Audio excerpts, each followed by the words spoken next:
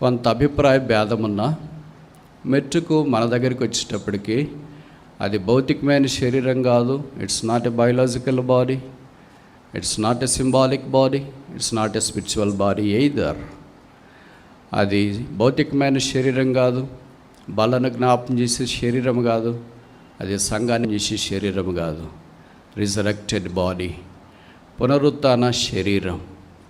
ఆ శరీరముతో ఎలాగ నిలబడ్డాడు అనేది మనం ఊహించలేము. ఎందుకంటే when the scripture is silent, speculations of the speaker is no wise at all. వాక్యం మౌనంగా ఉన్న సందర్భాల్లో స్పీకర్స్ థింగ్స్ స్పెక్యులేట్ చేయడం అనేది, ఊహించడం అనేది అంత భావ్యం కాదేమో. అందుకే ప్రభువారు ఇక్కడ నిలబడి ఉన్నాడు. డివైన్ పర్సన్, దైవ వ్యక్తి. ప్రభువారున్న స్థలంలోనే, ఆయన విందుశాలలోనికి మనం తోడుకొని రాబడ్డాం.